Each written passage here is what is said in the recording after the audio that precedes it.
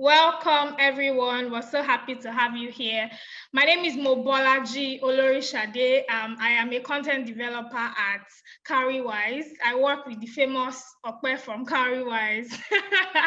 I'm sure a lot of you are fans of Okpe. I'm also a fan of Okpe, right? So again, welcome. We're happy to have you here. In the course of today's event, you will hear some things will stand out for you. If you want to share them on social media, or we actually encourage you to share them on social media, but please use the hashtag simplified by Carrywise so that we can follow every single thing that you have shared online, right? Also, at the end of this session, you would definitely have more clarity about keeping your information safe, right? And keeping your money safe online. And that's why we have Confidence here, who is an expert, at cybersecurity, and David, who is an engineer at Carrywise. Both of them will be sharing, very, very detailed stuff with us this evening. And I'm sure that you will leave more informed and more equipped, to keep your money and your information safe from bad, I call them bad tech bros, right? We know that, they are tech bros that are good, but bad tech bros that know how to use technology to, just steal from people, right? So now I'm just going to read Confidence, her bio, right, before she begins to share with us. So Confidence Staveley is a cybersecurity awareness advocate, ethical hacker, information technology expert, global shaper, author, and entrepreneur with over a decade worth of experience in technology. Her wealth of experience gathered across diverse sectors, including consulting, education, banking, and government, has distinguished her as a leading female voice in the African technology space. Confidence is a top 50 women in cybersecurity Africa 2020 finalist. That's just last year, right? Also, she contributes to social responsibility through Cyber Safe Foundation. Its flagship initiative, No Go Fall MAGA, is combating digital fraud perpetrated through social engineering by delivering simple, relatable cybersecurity education across Nigeria and beyond. She's also authored Africa's first storified cybersecurity awareness book, No Go Fall MAGA, the handbook.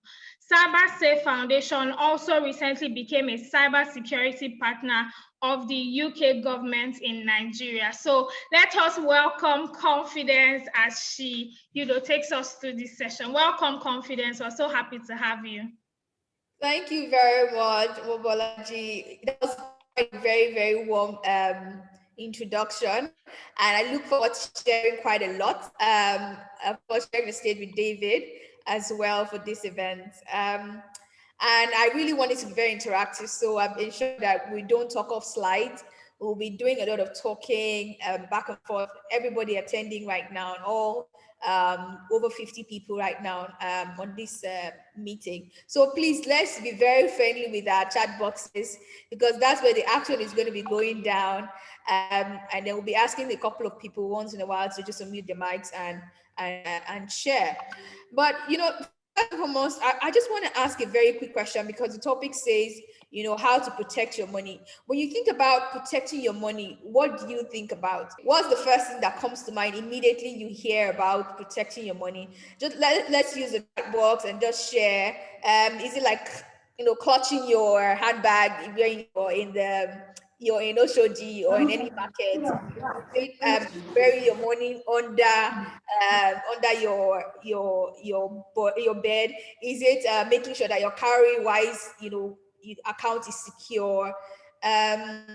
Or somebody was saying something about bulk room. I don't know what bulk room. Or putting padlock on my safe. I really like that one. I really, really like the padlock one. I'm going to come back to that, Chinayem. So who else has something to say? When you think about protecting your money, what do you think about? Okay, I see Victory Obobosi saying something about safety practice to protect money in banks and financial institutions.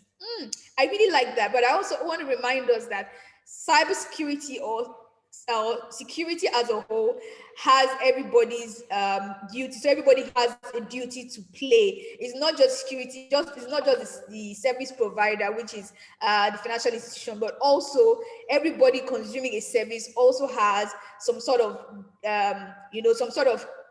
role to play in security as well. Someone is saying something about, okay, Usman is saying the vote room, that's protecting the vote room. I like the word vote, and I'll be coming back to that really shortly. Okay, Adebi is saying something about unauthorized access to data. Man, I love you guys. Like, you're just giving me all of, the entry points to our conversation to start. So well done, keep them coming. Okay, I see Moshokwe. Moshokwe has already started doing my work for me. She says, not giving people access to my ATMs. Another person is saying, not greedily seeking crazy returns on foggy investments. You people are already doing my work for me, because I came with some of these things to speak about, but this question was thrown so that I understand what you've come to this meeting for. And I see that you're all ready and ripe for the information I want to share. Adebi is saying unauthorized access to data. Onabule, sorry, forgive me if I pronounce your name wrongly. Please pardon me. Olatayo is saying being economical with vital information. I really love all these inputs. But before we go any further, can we have the CarryWise team play the first video I have on queue for you guys to see? I think that's really going to set some perspective, because sometimes when we think about these things, we think about them as really techy. Sometimes they're not as techy as they really are when they're done. I mean, speaking about protecting our monies. So I'll say this is an experiment my team carried out in Lagos. We took our cameras and we went to the streets of Lagos, and we asked people a very simple question. We tried to get, we interviewed 20 people. We tried to get them to give us their passwords and their ATM pins. I want someone to guess how many people gave us, or what percentage of people gave us these details. Someone said 0%. It go shock you. 20%. No, way higher. 60%. Victory is closer to it. We got 70% of people to give us their ATM passwords, their ATM pins, and passwords to their social media account with a very, very simple offer. 70% of people in the streets of Lagos, in Yaba. The video you're seeing currently is going to show you a better perspective for the younger person, but we had young people who also gave us their details. So that's to give us a perspective that, you know what, I saw on social media, Messi Lambo recently got a phone call from somebody that was saying they were from their banks, and she gave them their details and she lost some money. So don't think that because you're a young person and you are hip and everything, you're immune to social engineering, which is actually what we're going to be starting this conversation with. So just be alert and aware. Now, while we get to have that video come on, I'm just going to delve into one of the first things. Okay, so the video is coming back. Hi, hello. Hi, good afternoon. Good afternoon. What's your name? Patrick. Patrick. Okay. Yeah. Do you have a smartphone? Yeah, I do. What type of smartphone do you use? A Samsung S7 Edge. Okay, you use a Samsung. Do you have an ATM card? Yeah, I have ATMs. You have ATMs. Which bank do you bank with? Whoa. A GT, I have a GT, I have a Stanbic, I have a couple, like 4 banks. So actually, I know we didn't tell you this before you came on the camera, but GTB is running a promotion, right, for Samsung users. And we are offering 100 gig data for free. But in order for you to get this data, we need you to give us your account number and your ATM details if you have an account with us. Okay, my account number. And your ATM. Okay, wow. Why would I do that? You don't want to confirm if you have an account with us. How much you have from GT? My account number and my ATM pin. Oh, I'm sorry, that's a no. No? I just told you what it's for. My account number.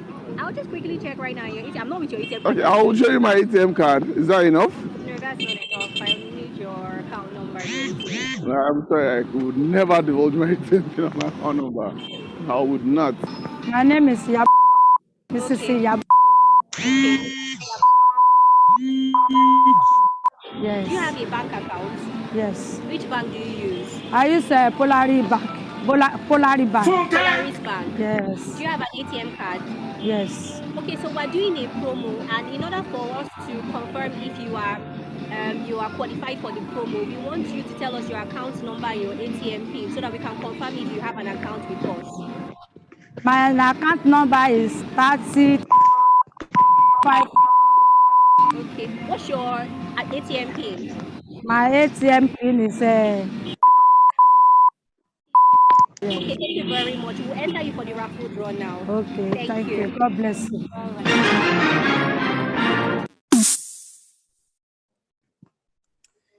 So while some people might say, oh, that's an old woman, that's why she gave her details. So I'm going to put in perspective here that we had a young guy who actually gave us his password. We had a couple of young people who gave us their passwords to their email and their social media accounts. They literally told us, oh, they shared the same password.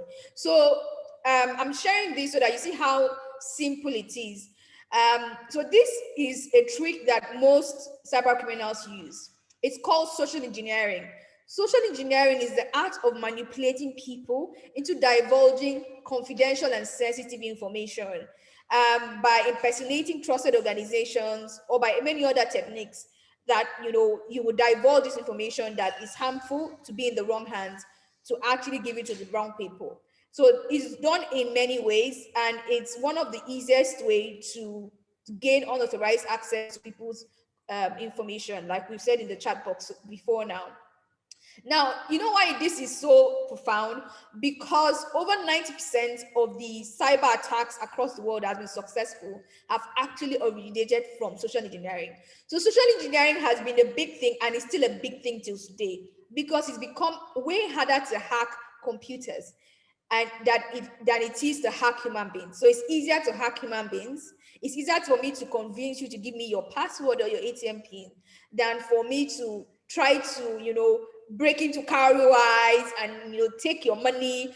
How about I just take the easier route, call you, Chineyem, and say, oh, one thing or the other, and actually get your details and get your monies, get what I want to get out. So you see, it's become way easier. So cyber criminals are beginning to take the easier route to gain unauthorized access to people's money, people's valuable information, and all whatnot. So when we think about securing money, money is one of the several things that we need to secure, because it's not just money at first. Sometimes cyber criminals will gain access or could aim to gain access to your information, not just to get money at first, sometimes to blackmail you. So but every day, the end goal is usually money loss. At the end of the day, for a lot of crimes, it's usually money. So financially motivated crimes are a big thing in this part of the world. I dare say near 100% of the crimes committed around cyber crimes are financially motivated. What that means is that your money is attractive. It's the money the cyber criminals want, and they try to get it in many ways. So before we go into so much more, I want to begin to dissect some of the ways they go about these things that you should be aware of. Because one of the biggest safety measures you can take as a person to protect your money is to get the knowledge about how these cyber crimes are being perpetrated and how you can protect yourself. So the knowledge is one of the strongest ways to protect yourself. So one of the easiest ways that cyber criminals get away and have their crimes committed is investment scams. So this has become very popular now. They call them 419ers back in the day, but now they have technology enabled. They are technology enabled, so they're able to do what they want to do really quickly and easily. So investment scams are some of those guys that say, come and put money here. At the end of the month, you're going to get 50%, some amount, some percent of interest or some percent of return on investment that is not even practicable, it's not sustainable, is not you self, that this money they're promising you, but no, you just keep pushing on. And instead of you putting your investing and finding legit investments with, say, Carrywise, you say, this route, of them giving me this kind of percentage is what I want. So investment scams have become increasingly a thing, because people are looking for the best places to put their monies, but are not careful enough to do the due diligence and know, for example, that if a company is not listed on SEC, that they are a risky investment or a risky place to put your monies in. And unreasonable or really high interest return on investment should be a red flag generally. really quickly, because I do not have time, the next kind of cybercrime you should be really mindful of is phishing. So phishing is literally social engineering. That means manipulation that is done over voice. So phone call, WhatsApp voice, voice notes, anything that's over voice is phishing. When people try to manipulate you into giving confidential or sensitive information. So it could be, for example, what happened with Twitter last year, where some recognized people, and their accounts were compromised, and somebody tweeted about, cybercriminals tweeted about Bitcoin donations.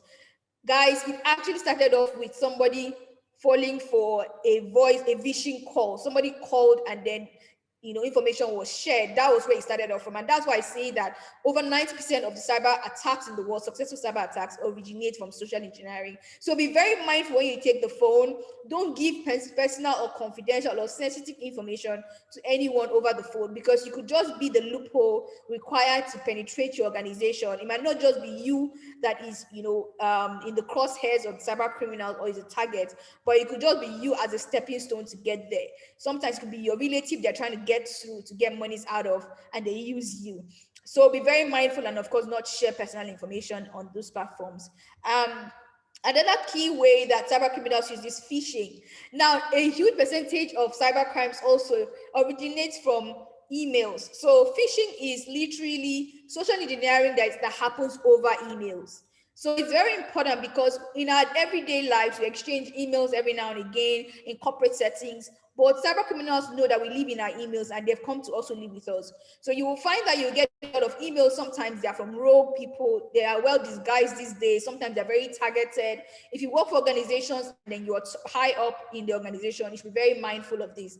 Carrie White's team, can we just have the second video really played really quickly, so I can run through, because I know I'm almost out of time at the moment.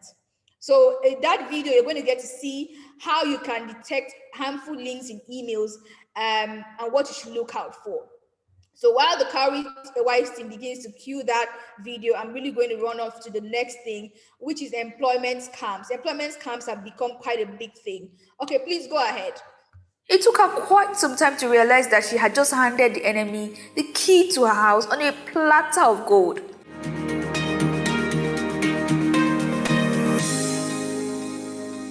Hello! Welcome to Cyber Safe with CNED, where I tell stories and help you understand cyber hygiene best practices in the most relatable way possible. My name is Confidence Staveley, aka CNED. In today's video, I'll be discussing how to identify a harmful link. Harmful links are circulated in different forms. It doesn't matter if the link you received is a standard length URL or shortened. If it is dangerous in any way, you need to find a way to detect and guard against it. A link can be termed harmful if it takes you to a website designed to steal confidential information or infect your computing device with a malware. Now let me tell you a really short story. Now, a friend of mine received an email supposedly from Netflix asking her to reset her password. She immediately clicked the link as requested, only to be led to a lookalike Netflix website where her login details were unknowingly collected and stored by the cybercriminal who set up the fake website. Before long, she noticed activities on other platforms that shared the same login credentials as her Netflix account. It took her quite some time to realize that she had just handed the enemy the key to her house on a platter of gold. Now, most of us are as unsuspecting as this friend of mine I just described. But that has to end now, no? Here are 5 tips that can help you identify those dodgy links. Tip 1. Treat every link as suspicious. Everything is not what it seems. As a rule of thumb, avoid clicking links in emails, social media messages, or text messages. It's always advisable to manually type out the last known web address for that website on the address bar of your web browser. Tip 2. Hover your mouse over the link. Sometimes cybercriminals get clever enough to hide a different link under the visible web address you can see in the email you've received. If you hover over a link without clicking it. You'll notice the full URL of the link's destination in the lower corner of your computer's browser. If you're using a mobile device, you can do this too by simply pressing and holding down the link. Tip 3. Watch out for lookalike domains. These cybercriminals may try to trick your eyes by using similar domains with hopes that you'll get too busy to notice the difference. Dearly beloved, it is shine your eyes season. One glance is no longer enough. This and this are not the same. Neither is this and this. And neither is this and this. They are totally different web addresses. Tip 4. Check out shortened links. Cybercriminals may hide harmful links using link shortening services like Bitly, TinyURL, and the rest. You can extend this link to see and inspect the full link before clicking on it by using www.checkshorturl.com. Now you can watch the video on the screen for more information. Tip 5. Use a link scanner. Now, link scanners are websites and plugins that allow you to detect suspicious web addresses. A very good example is www.virustotal.com. Virustotal is a service that analyzes suspicious links and facilitates real-time detection of viruses, worms, trojans, and malware content. Stay alert to make you no go for MAGA.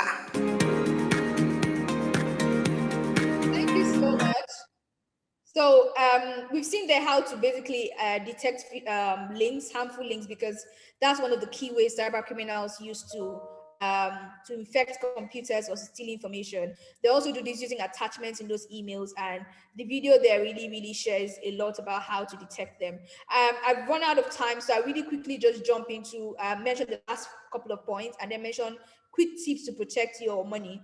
The last 2 points around how cyber criminals generally always steal from us is using malware infection. So like what you know as viruses, a virus is a type of a malware, so it's a harmful computing code. So that can be used, and things like a remote access trojan can give somebody access to your phone or your computer remotely, and they can steal information, they can see whatever you type in and things like that. We also have password reuse as a big issue. So password reuse is you having one password everywhere. For example, you have one password for your email, you have one password, and the password is not even strong. You have the same password for your Facebook and everything. So let me quickly jump into the tips for how to protect your money. First, do not share your sensitive information with anyone over the phone or via email or anything like that. And one of the key things you should not share is the OTP. So for example, the OTPs you get from Cowrywise, you should not share your BVN, you shouldn't share your debit or credit card details. You shouldn't share your password. So that's all sensitive information. Next one is you should turn on two-factor authentication everywhere possible. So have a second level of verification. I like how Cowrywise puts it. Cowrywise calls them extra bodyguards. So I use this analogy a lot, and I say I've not seen one Igbo person that has a shop and has one door. You have a shop that has a door, then they have burglary proof behind it. Why do they do that? It's to make it a whole lot more difficult for a thief to gain unauthorized access. So why do you have just one door when you can have two? Because the second one makes it a lot harder to gain access. So turn on two-factor authentication is available on almost all internet service providers. So your social media has it.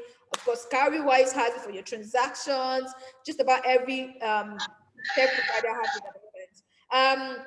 Also, if you're one of those that still has your date of birth as your PIN anywhere, please, guys, change it today, because if we had time, we'll delve into that. But it's very important that you do not use your date of birth or any personal information as your access or PIN or password.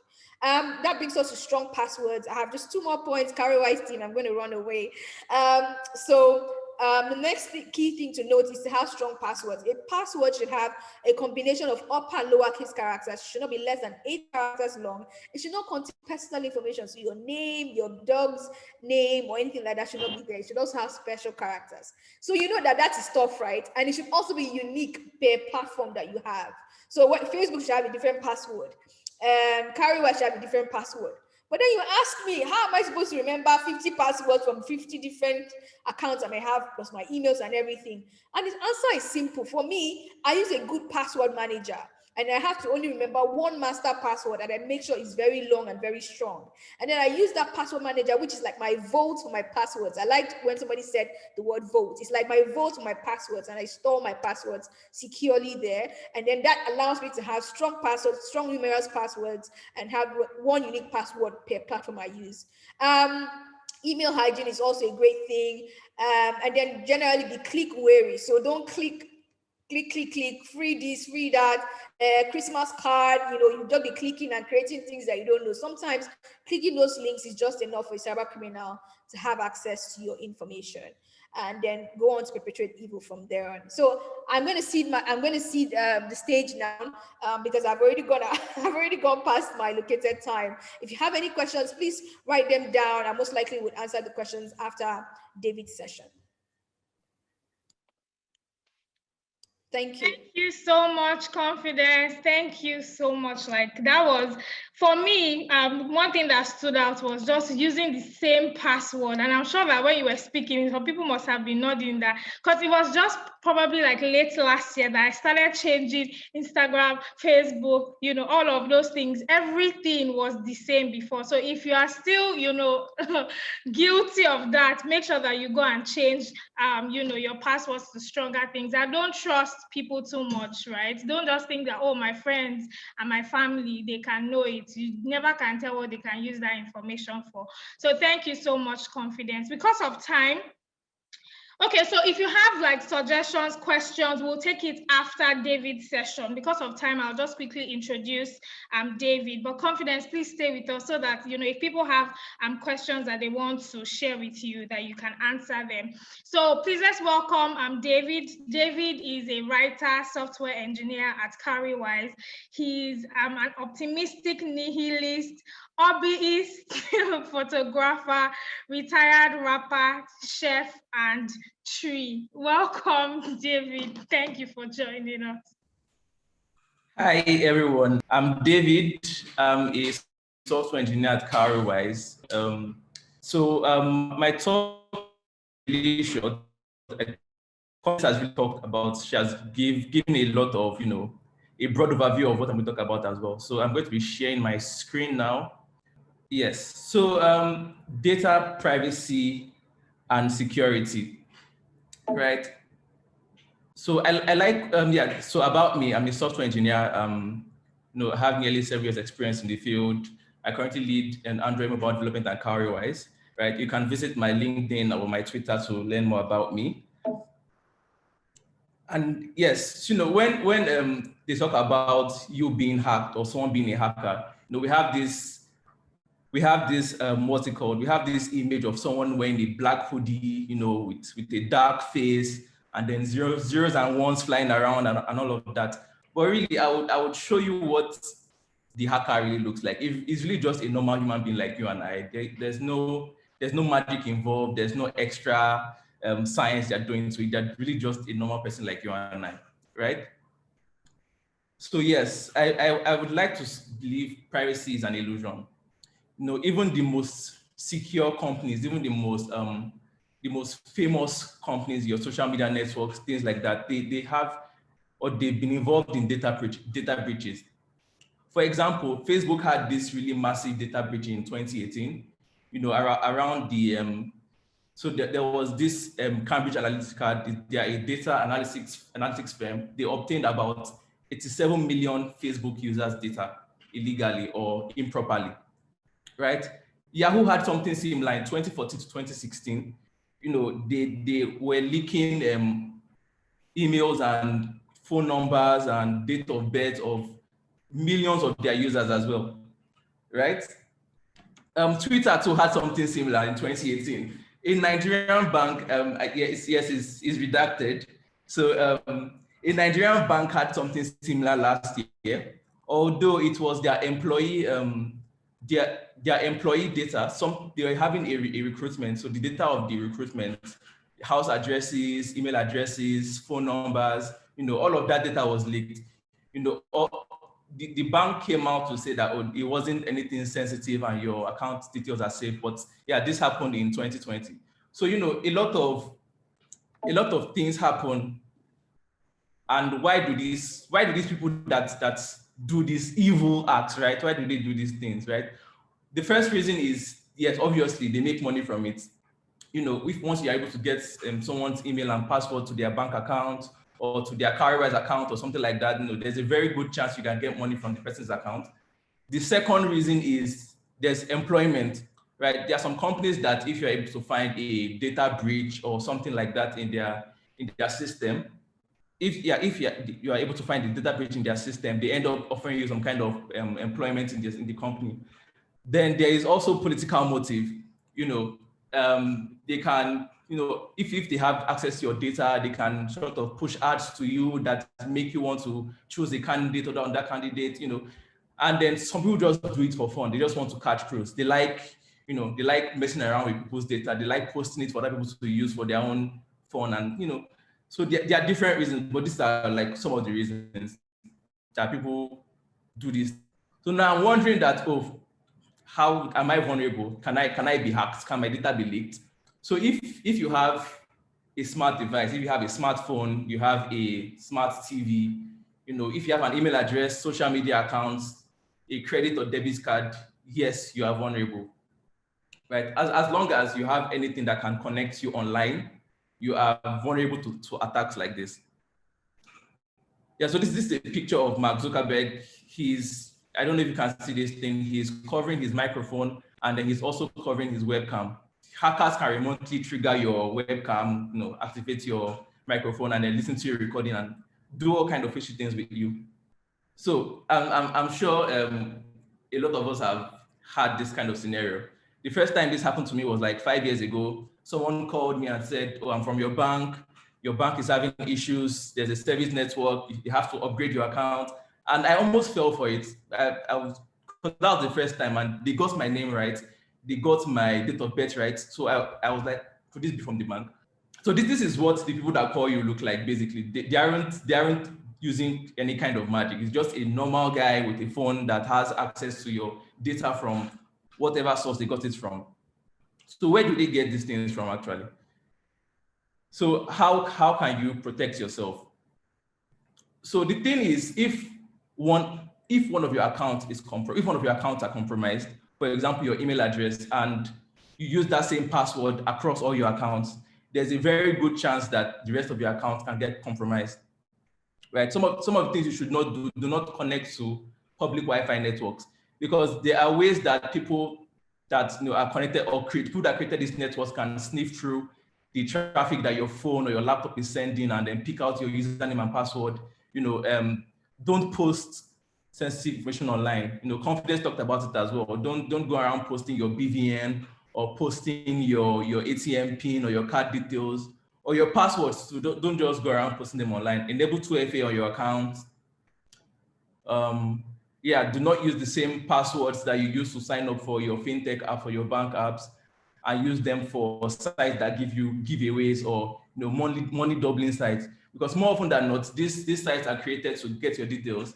And once they can get because most people end up using their email address password for all their accounts. So if you end up using that same password to sign up for this money doubling scheme or whatever, there's a very good chance that you get compromised. Yeah, so do not share your bank OTP with anyone over a phone call or text. Once the way these people claim to hack your account is they give you a call, they tell you, call your debit card number, give us your CVV, give us the expiry date, and then your bank sends you an OTP to confirm a transaction. So they are going to ask you for that OTP, and that is what you should not share with them. Sharing that with them is how they're going to get access to your account, right? Yes, avoid free antivirus softwares. It looks like a very weird advice, but really some of these free antivirus softwares are just created to collect your password, collect your credentials. They'll be logging your key presses. Some of them are called keyloggers. When you are typing in maybe your password field, they're logging that as well, logging your email address. So don't avoid getting free antivirus softwares. Yeah, do not store your passwords in plain text. there are times that you would feel that, oh, you're going to forget this password. So you open a note maybe on your iPhone or on Google Keep, and then you type out your password. You put your Facebook password and Gmail. Don't do that. If your phone gets stolen perchance, and then someone opens that note, then they have access to all your accounts, right? Do not store your debit card details on your phone browser. Latest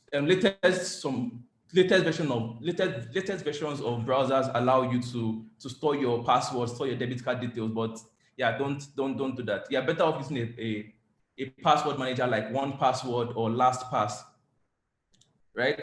Yes, and don't be a greedy person, because more often than not, the reasons why people fall for this phishing sites are because they promise you very, very ridiculous things.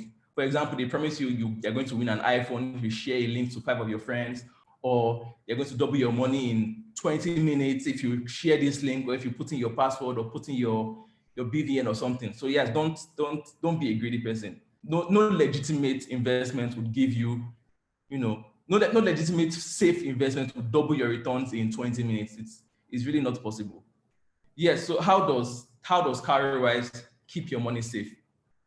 So CarryWise uses we partner with Paystack to handle your payments, your card details. So Paystack is PCI DSS level 1 certified, which is the highest certification when it comes to card standards for encryption. So Paystack is like, they have the highest level certification. So you're rest assured that your card details are encrypted and it's safe.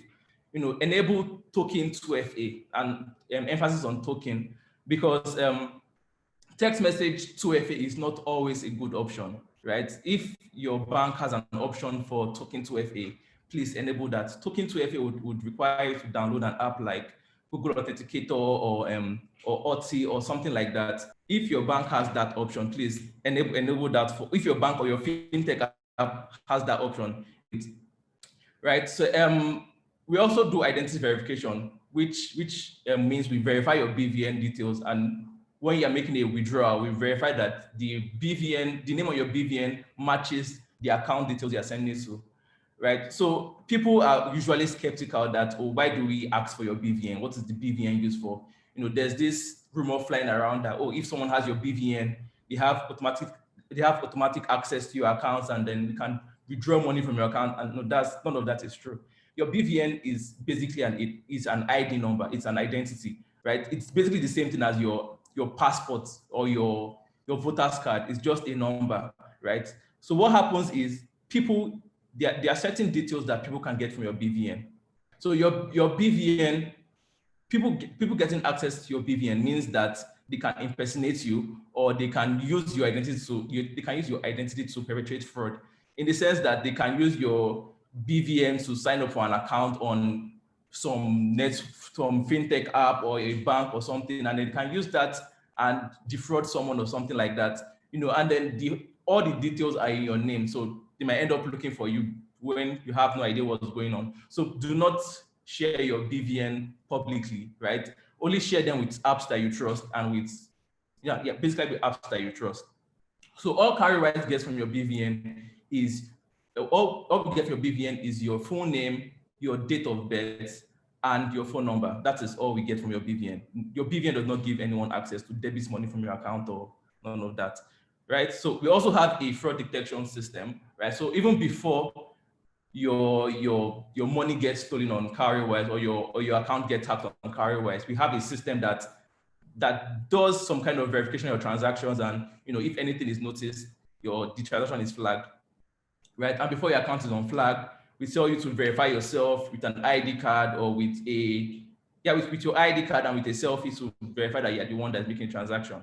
We also use 256-bit SSL encryption, which means that all your transactions that are carried out through the website or through the mobile app are encrypted, and they cannot be sniffed by any middleman. So what you should not do, you should not just ignore this whole presentation because you feel like, oh, it hasn't happened to you before, and then nobody knows you're on your own in your house. Don't just ignore it and be like, oh, nothing can happen to me. Yes, it just takes one little mistake, Okay, there are some questions on the chat, and I think we would answer these questions after my session, right? So yes, don't just ignore the whole presentation because you feel like, oh, there's no money in your account, you can't be hacked. There's a lot more. There's a lot of things that could happen to you aside just you losing money. Someone can use your BVN to take a loan or something. So don't just ignore the presentation because you feel like it hasn't happened to me. It hasn't happened to me before, and it can't happen to me. And you should not leave the internet, because things aren't safe anymore. You feel like it's best to be off the internet. So people that don't have, even if you leave the internet, you have a bank account, you have a debit card, these guys would still somehow find a way to call you and tell you that, oh, I'm calling from your bank. We noticed that your account has been dormant or something. All you need to do is take precautions to avoid these things happening. And yes, that is pretty much the end of my session. Thank you very much for listening. Thank you so much, David. Thanks a lot for your session. One thing I definitely learned from both of you really is, to put on 2FA for most of or all of the platforms I'm on, and that's something that I know that we have on CarryWise. So if you have the CarryWise app and you've not put on your 2FA, or you've not done that, you've not gone through the process of securing your account even more, please do that as soon as possible. Maybe even do it immediately after this meeting.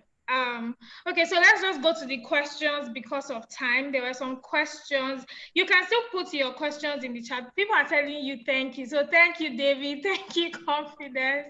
But let's see if we can find some of the questions. If you have any question, right, and you've not put it in the chat box, you can still go ahead and do that now. Can people know my account information, like how much I have in it, through my BVN? So yes, so people cannot find out how much you have in your bank account based on your BVN. Your BVN is basically just a number that identifies you. What can be gotten from your BVN is that's true platforms that do this verification is your full name, your date of birth, your phone number. Sometimes your address can also be gotten from your BVN, but that someone can know how much you have in your account balance, or someone can know how much you have in your bank, or know how much, or debit your account with your BVN. No, that's not possible. From a third-party standpoint, no, that's not possible. I want to add something to David's answer. Although someone can't see your bank balance, but bear in mind that your BVN can also disclose your date of birth, and this is why it's very important you don't use your date of birth as your PIN. So people have previously been robbed, for example, and people have gotten their phones, and because from their phone they can dial a code, see the BVN, run the BVN through to get their date of birth. They can then guess their PINs and begin to make transactions online. That's how some of the fraud gets to happen. And that's why it's very important that people do not have access to your BVN, and you also shouldn't have your ATM PIN or whatever important PIN or transaction PIN as your date of birth. Okay, thank you, Confidence. So this isn't a question someone has put up, but it's something I see on social media a lot, right? People sharing their account number. So maybe there's a freebie and stuff. And I've seen cases where someone will share their account number, their name, and somebody else will reply and say, delete this, don't put your account number, on places like this where everybody has access. So Confidence, by sharing my account number on Facebook, on Twitter, can someone have access to more information or steal my money that way?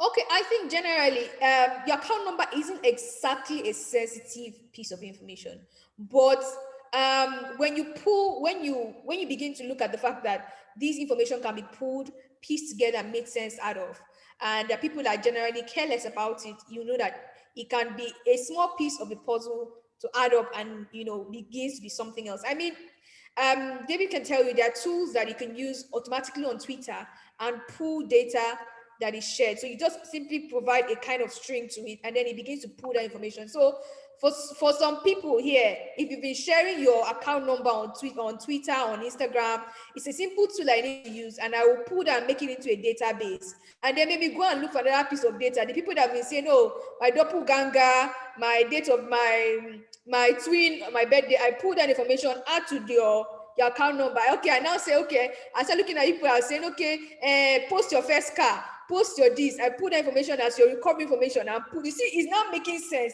Your account number looks like it's a loan information, but it's pulled together and I make a picture out of it. I can do whatever else I want to do with you. So that's why it's important that you shouldn't share that kind of information. On its own, it might not be able to cause harm, but if someone is intentional about putting that information together and using it for dubious means, guys, you're giving the person enough content, if I was to put it that way.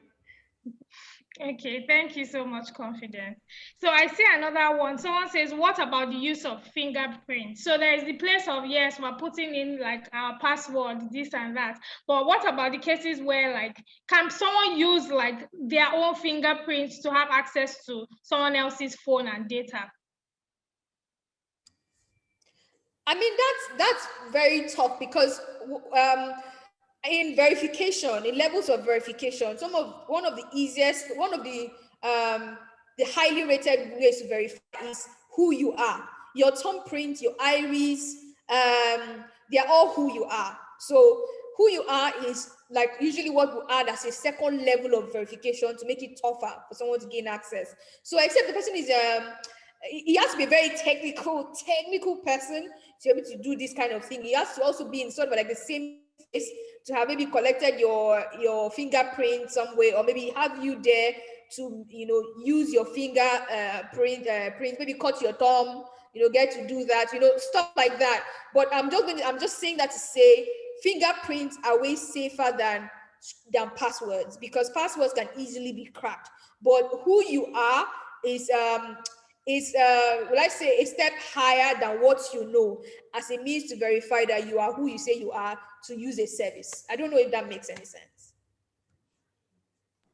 Thank you, Confidence. Thanks a lot for that. To double on what Confidence said, right? So that is the whole essence of 2FA, right? 2FA is when you have either one of what you know, your password, your PIN, who you are, biometrics, and what you have, your smartphone, your hardware token. So when you have at least two of these, then you have two-factor, enabled on your account. So fingerprint itself is not a bad thing to have. If your app has the option to enable fingerprint authentication, yes, you can select it. The only caveat I would mention is if your app tells you to use fingerprints to authenticate transfers or transactions.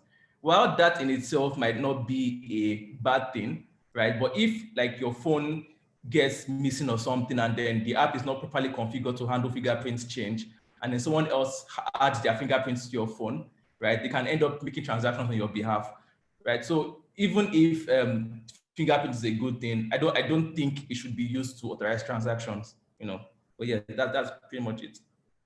So are you saying we should use, the way, I don't know if you like certain banks, they would ask you to put in maybe like a PIN, even, on CarryWise, we have that as well. So would you advise that people use PINs instead of using fingerprints to authorize things?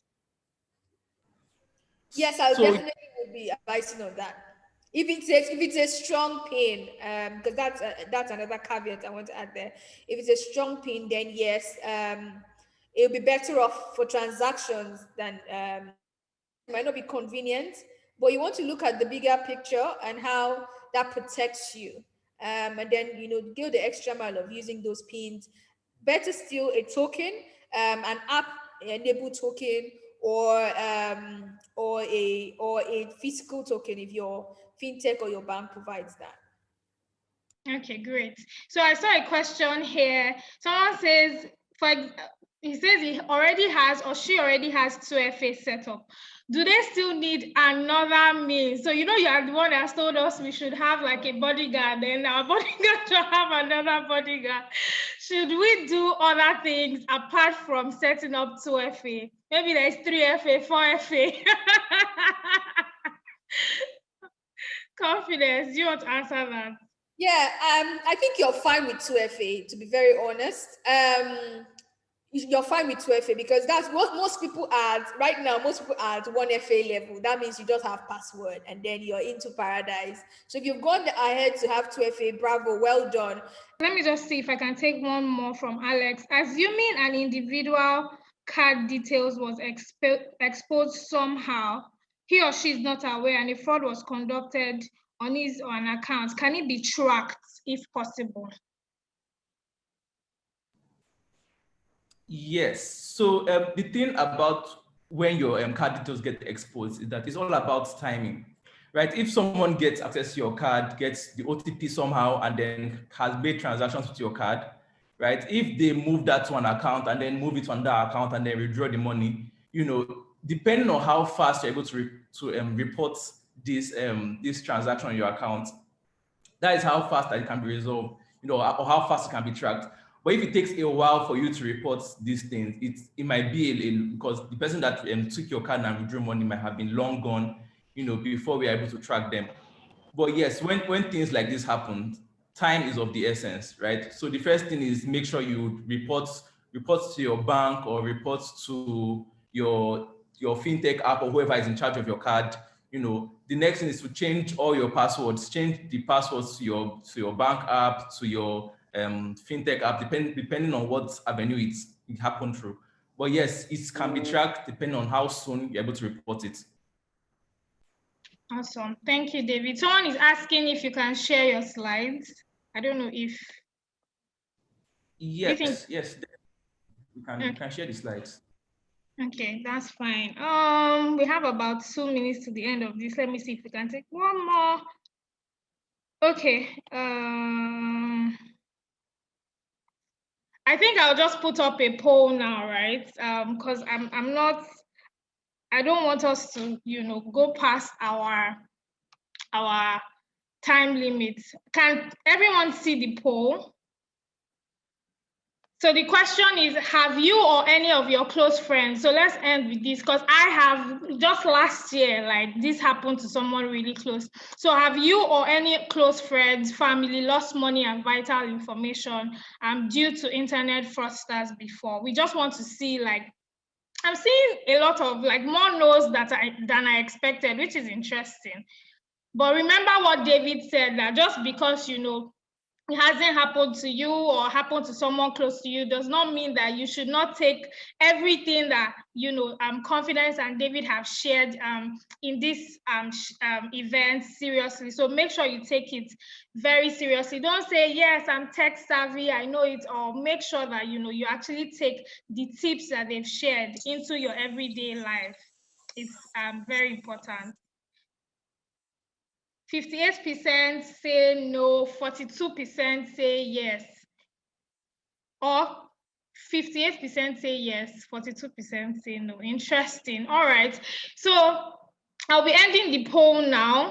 Again, I just want to say thank you so much for joining us. Thank you, David. Thank you, Confidence, for your time. I work in the tech space, but I can tell you that I actually learned, a lot from both of you this evening. And thank you everyone for also sharing your evening with us, or spending your evening with us. It means a lot that you took out 1 hour to spend time with the CarryWise team, and we hope that you've learned a lot in the past 1 hour, and that it will help you going forward to make sure that your data, information, your money, all of that is not backed up by only one bodyguard, but that it has, your bodyguard has a bodyguard, right? So thanks everyone. We'll share the recording with everyone. We'll share it on our YouTube channel, and then for everyone that registered, we'll send it to you by mail. So have a fantastic evening and enjoy the rest of your weekend. Thank you so much, everyone. Bye. Bye, Confidence. Bye, David. Bye. Bye, everyone. Thank you so much for having me.